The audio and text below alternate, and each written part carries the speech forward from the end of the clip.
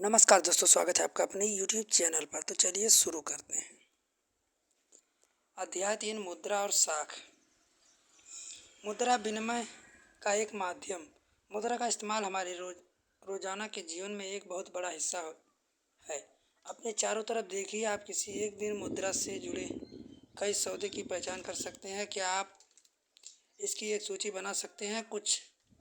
बहुत से लेन देन से आप देखेंगे कि मुद्रा के जरिए वस्तुओं की खरीद और बेची जा रही है। ऐसे कुछ लेन देन मुद्रा के बदले सेवाएं प्रदान की जा रही हैं, लेकिन कुछ मामलों में हो सकता है लेन देन होते वक्त मुद्रा का कोई आदान प्रदान न हो, केवल बाद में भुगतान करने का वादा हो। क्या आपने कभी सोचा है कि खरीदारी मुद्रा के जरिए क्यों होती है? कारण बहुत सरल है। जिस व्यक्ति के पास मुद्रा है उसका विनिमय किसी वस्तु या सेवा खरीदने के लिए आसानी से कर सकता है, इसलिए हर कोई मुद्रा के रूप में भुगतान लेना पसंद करता है। फिर भी मुद्रा का इस्तेमाल अपनी ज़रूरत की चीज़ों खरीदने के लिए करता है। एक जूता निर्माता का उदाहरण देखते हैं। वह बाजार में जूता बेचकर गेहूं खरीदना चाहता है। जूता बनाने वाला पहले जूते के बदले मुद्रा प्राप्त करेगा और फिर इस मुद्रा का इस्तेमाल गेहूं खरीदने के लिए करेगा। जरा सोचिए कि जूता निर्माता यदि बिना मुद्रा का इस्तेमाल किए जूते का सीधे गेहूं से विनिमय करता है तो कितनी कठिनाई होगी। उसे गेहूं उगाने वाले ऐसे किसान को खोजना पड़ेगा जो न केवल गेहूं बेचना चाहता हो बल्कि साथ ही जूते भी खरीदना चाहता हो। अर्थात दोनों पक्ष एक दूसरे से चीज़ें खरीदने और बेचने पर सहमत रहते हो। इसे आवश्यकताओं का दूसरा संयोग कहा जाता है। इस व्यक्ति को जो वस्तु बेचने की इच्छा रखता है वही वस्तु दूसरा व्यक्ति खरीदने की इच्छा रखता है। वस्तु विनिमय प्रणाली जहाँ मुद्रा का उपयोग किए बिना वस्तुओं का विनिमय होता है, वहाँ आवश्यकताओं का दोहरा संयोग होना अनिवार्य विशिष्टता है। इसको तुलना में अर्थव्यवस्था जहाँ मुद्रा का प्रयोग होता है, मुद्रा महत्वपूर्ण मध्यवर्ती भूमिका प्रदान करके वह आवश्यकताओं के दोहरे संयोग की ज़रूरत को खत्म कर देती है। फिर जूता निर्माता के जरूरी नहीं रह जाता है कि वैसे किसानों को ढूंढे जो न केवल जूते खरीदे बल्कि साथ ही अपने गेहूं भी बेचे। उसे केवल अपने जूते के लिए खरीदार ढूंढना है। एक बार उसे जूते मुद्रा में बदलने के लिए वह बाजार में गेहूं या अन्य वस्तुएं खरीद सकता है। चूँकि मुद्रा विनिमय प्रक्रिया में मध्यस्थता का काम करती है, इसे विनिमय का माध्यम कहा जाता है। आओ इन पर विचार करें। मुद्रा के आधुनिक रूप। हमने देखा है मुद्रा ऐसी चीज़ है लेन देन के विनिमय माध्यम बन सकती है। सिक्कों के चलन से पहले तरह तरह के मुद्रा के रूप में इस्तेमाल की जाती थी। उदाहरण के लिए बहुत प्रारंभिक काल में भारतीय अनाज और पशु का मुद्रा के रूप में इस्तेमाल करते थे। इससे बाद में सोना, चांदी, तांबे जैसी धातु सिक्कों का चलन हुआ, जिसका चलन पिछली सदी तक रहा। करेंसी। मुद्रा के आधुनिक रूपों को करेंसी, कागज, नोट पर सिक्के शामिल है। जैसे चीज़ें जो पहले मुद्रा के रूप में प्रयोग की जाती थी उन्हें विपरीत आधुनिक मुद्रा बहुमूल्य धातुओं जैसे सोना, चांदी, तांबे से बने सिक्के से नहीं बनी है। चांदी और तांबे के बने सिक्के नहीं बनी है। अनाज, पशुओं की तरह रोज़मर्रा की चीज़ों भी नहीं है। आधुनिक मुद्रा इस प्रकार को अपना कोई इस्तेमाल नहीं करता है, फिर भी इसे विनिमय का माध्यम क्यों स्वीकार किया जाता है? इसे विनिमय का माध्यम इसलिए स्वीकार किया जाता है क्योंकि किसी देश की सरकार इसे प्रतिकृत करती है। भारत में भारतीय रिजर्व बैंक केंद्र सरकार की तरफ से करेंसी नोट जारी करता है। भारतीय कानून के अनुसार किसी व्यक्ति या संस्था को मुद्रा जारी करने की इजाज़त नहीं है। इसके अलावा कानून विनिमय के माध्यम के रूप से रुपए का इस्तेमाल करने की वैधता प्रदान करता है, जिसे भारत में सौदे में अदगाई के लिए माना नहीं जा सकता। भारत में कोई व्यक्ति कानूनी तौर पर रुपए की अदगाई में अस्वीकार नहीं कर सकता है, इसलिए रुपया व्यापक स्तर पर विनिमय का माध्यम स्वीकार किया गया है। बैंकों में निक्षेपण। लोग मुद्रा बैंकों के निक्षेपण के रूप में भी रखते हैं। किसी समय पर लोगों को रोज़मर्रा की आवश्यकताओं के लिए कुछ ही करेंसी की ज़रूरत होती है। उदाहरण के लिए हर महीने व आखिर के वेतन में मजदूरों की अतिरिक्त नकद होता है। लोग इस अतिरिक्त नकद का क्या करते हैं? वे बैंकों में अपने नाम से खाता खोलकर जमा कर देते हैं। बैंक में जमा स्वीकार करते हैं और इन पर सूद भी देते हैं। इस तरह लोगों का धन बैंकों में पास सुरक्षित रहता है और इस पर सूद भी मिलता है। लोगों को अपनी आवश्यकता के अनुसार इसमें से भी धन निकालने की सुविधा की उपलब्धता होती है। चूँकि बैंक खाते में जमा धन को मांगने का जरिया निकाला जा सकता है, इसलिए जमा को मांग जमा कहा जाता है।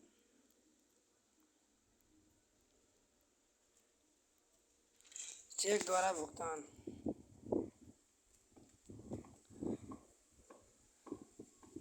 इस तरह हम देखते हैं कि मांग जमा में मुद्रा अनिवार्य लक्षण मिलते हैं। मांग जमा के बदले चेक लिखने की सुविधा से बिना नकद का इस्तेमाल किए सीधा भुगतान करना संभव हो जाता है। चूँकि मांग जमाओं में करेंसी के साथ साथ व्यापक स्तर पर भुगतान का माध्यम स्वीकार किया जाता है, इसलिए आधुनिक अर्थव्यवस्था में इसे भी मुद्रा समझा जाता है। यहाँ आपको बैंक की भूमिका को याद रखना होगा। बैंक के लिए इन जमा के बदले कोई भी मांग जमा एवं भुगतान नहीं होगा। मुद्रा के आधुनिक रूप करेंसी और जमा आधुनिक बैंक प्रणाली कार्य प्रणाली से बहुत करीब से जुड़े हुए हैं। आओ इन पर विचार करें। बैंकों की ऋण संबंधी गतिविधियाँ। बैंकों की कहानी को आगे बढ़ाते हैं। बैंक जनता से जो धन जमा खाते में स्वीकृत करते हैं उसका क्या करते हैं? क्या एक दिलचस्प प्रक्रिया काम कर रही है? बैंक जमा रकम का एक छोटा हिस्सा अपने पास नकद के रूप में रख देती है। उदाहरण के लिए आजकल भारत में बैंकों जमा केवल 15% हिस्सा नकद के रूप में अपने पास रखती है। इसे किसी एक दिन में जमाकर्ता द्वारा धन निकालने की संभावना को देखते हुए प्रावधान किया जाता है। क्योंकि किसी एक विशेष दिन में केवल वह जमाकर्ता ही नकद निकालने के लिए आते हैं, इसलिए बैंक का काम इतने नकद में आराम से चल रहा है। बैंक जमा राशि में एक बड़े भाग को ऋण के लिए इस्तेमाल करते हैं। विभिन्न आर्थिक गतिविधियों के लिए ऋण की बहुत मांग रहती है। हम इसके बारे में आगे आने वाले खंडों में भी पढ़ेंगे। बैंक जमा राशि का अगले दो ऋण आवश्यकताओं को पूरा करने के लिए इस्तेमाल करते हैं। इस तरह के बैंक जिसके पास अतिरिक्त राशि जमा करता है एवं जिनकी राशि की ज़रूरत कर्जदार के बीच में मध्यस्थता का काम करते हैं, बैंक जमा पर जोर ब्याज देते हैं, उससे ज़्यादातर ब्याज ऋण पर लेते हैं। कर्जदारों से लिए गए ब्याज और जमाकर्ता को दिए गए ब्याज के बीच अंतर बैंकों की आय का प्रमुख स्रोत है।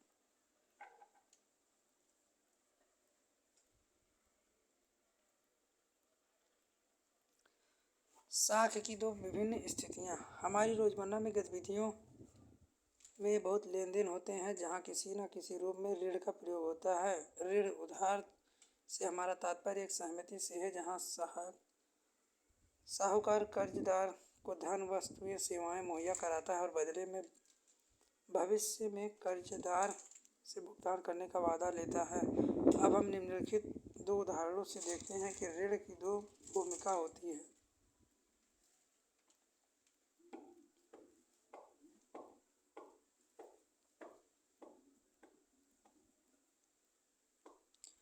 ग्रामीण क्षेत्रों में साख की मुख्य मांग फसल उगाने के लिए होती है। फसल उगाने के बीच खाद, कीटनाशक दवाओं, पानी, बिजली, उपकरण की मरम्मत इत्यादि काफ़ी खर्च होता है। इन आगतों खरीदों के फसल की बिक्री होने के बीच कम से कम 3 से 4 महीने का अंतराल होता है। आमतौर पर किसान ऋण के अंतर में फसल उगाने के लिए उधार लेते हैं और फसल तैयार होने के बाद वापस कर देते हैं। उदाहरण के लिए उगाई मुख्य फसल की कमाई पर निर्भर है।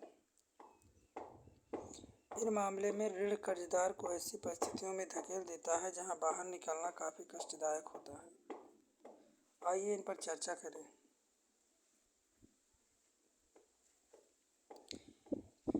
एक स्थिति में ऋण आय बढ़ाने में सहयोग करता है, जिससे व्यक्ति की स्थिति पहले से बेहतर हो जाती है। दूसरी स्थिति में फसल बर्बाद होने के कारण ऋण व्यक्ति को अपने जाल में फंसा देता है। स्वप्ना को कर्ज उतारने के लिए अपनी जमीन का एक हिस्सा बेचना पड़ा। स्पष्ट है उसकी स्थिति पहले की तुलना में बदतर हुई। ऋण उपयोगी होगा या नहीं, यह परिस्थितियों के खतरों या हानि होने पर प्राप्त सहयोग की संभावना पर निर्भर करता है। ऋण की शर्तें। अब ऋण समझौते में ब्याज दर निश्चित कर दी जाती है, जिसे कर्जदार महाजन को मूल रकम के साथ अदा करता है। इसके अलावा उधारकर्ता कोई समर्थक ऋणधार की मांग करता है। समर्थक ऋणधार ऐसी संपत्ति है जिसका मालिक कर्जदार और इसका इस्तेमाल वह उधारकर्ता को गारंटी के रूप में करता है जब तक किसी ऋण का भुगतान नहीं होता है। यदि कर्जदार उधार वापस नहीं कर पाता है तो उधारकर्ता को भुगतान प्राप्ति के लिए संपत्ति या समर्थन ऋणधार बेचने का अधिकार होता है। संपत्ति जैसे जमीन, बैंक में जमा पूंजी, पशु इत्यादि समर्थक ऋणधार के आम उदाहरण है, जिसका उपयोग कर्ज लेने के लिए किया जाता है। आवास ऋण। ब्याज पर समर्थक ऋणधार आवश्यक कागजात भुगतान तरीकों को सम्मिलित रूप से ऋण की शर्तें कहा जाता है। ऋण की शर्तों में एक ऋण व्यवस्था को दूसरी ऋण व्यवस्था से काफ़ी फर्क आ जाता है। कर्ज की शर्तें उधारकर्ता कर्जदाता के प्रकृति पर भी निर्भर करती है। अगले भाग में ऐसे उदाहरण भी दिए गए हैं जहाँ विभिन्न ऋण व्यवस्थाओं में ऋण की शर्तें अलग अलग हैं। आओ इन पर चर्चा करें। विविध प्रकार के साख प्रतिबंध एक गांव का उदाहरण। रोहित और रंजन ने अपनी कक्षा में ऋण की शर्तों के बारे में पढ़ना खत्म किया था कि वे इलाके में प्रचलित विभिन्न प्रकार के ऋण प्रबंधों को जानने में उत्सुक थे। कौन लोग उधार देते हैं, कर्जदार कौन है, ऋण की क्या शर्तें हैं। उन्हें अपने गांव के कुछ लोगों से बात करने का फैसला किया। आगे आप उनका लेखा पढ़ सकते हैं।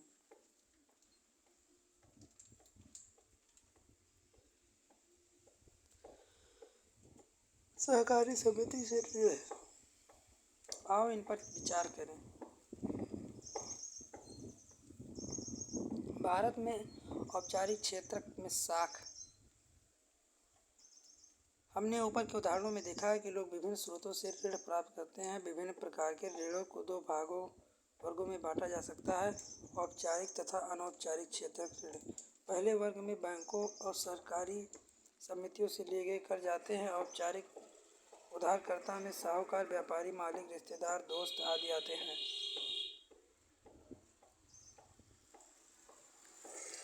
भारतीय रिजर्व बैंक ऋण के औपचारिक स्रोतों की कार्यप्रणाली पर नज़र रखता है। उदाहरण के लिए हमने देखा है कि बैंक अपनी जमा का एक न्यूनतम नकद हिस्सा अपने पास रखते हैं।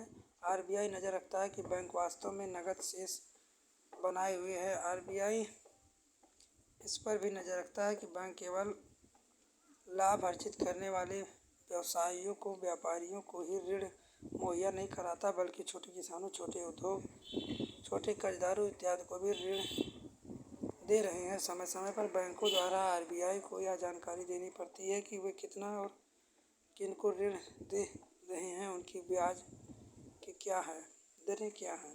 औपनिवेशिक क्षेत्रों। औपचारिक क्षेत्र में ऋणदाताओं की गतिविधियों की देखरेख करने वाली कोई संस्था नहीं होती है। ऐसी ऐच्छिक दरों पर ऋण दे सकते हैं। उन्हें नाजायज़ तरीके से अपने पैसे वापस लेने से रोकने वाला कोई नहीं है।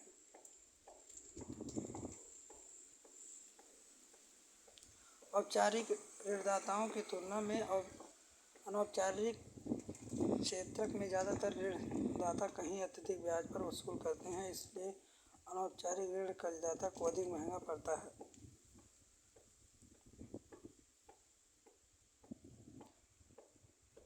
अनौपचारिक औपचारिक साख किसे क्या मिलता है?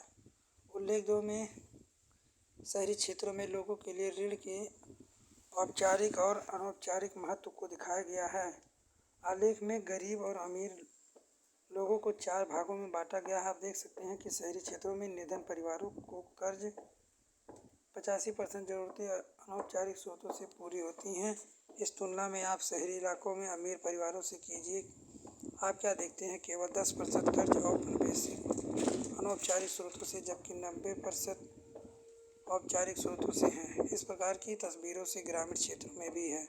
आमतौर पर परिवार औपचारिक ऋण दाताओं से सस्ता ऋण ले रहे हैं, जबकि गरीब परिवार को कर्ज के लिए बहुत सारा पैसा देना पड़ता है।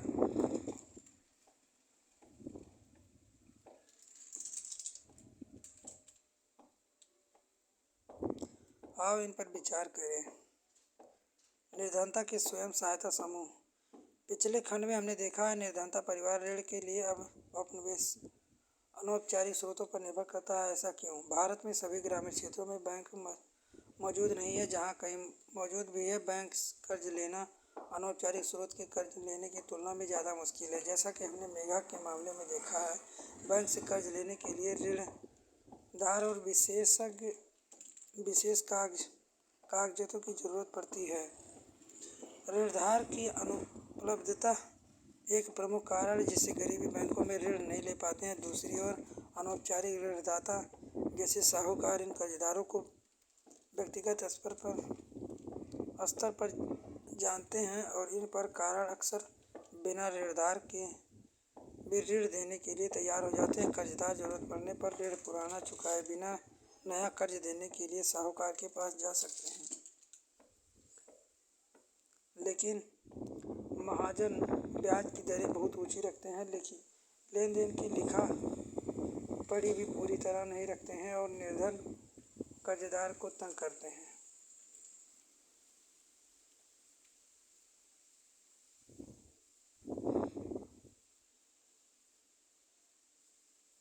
बांग्लादेश का ग्रामीण बैंक। सारांश। अभ्यास।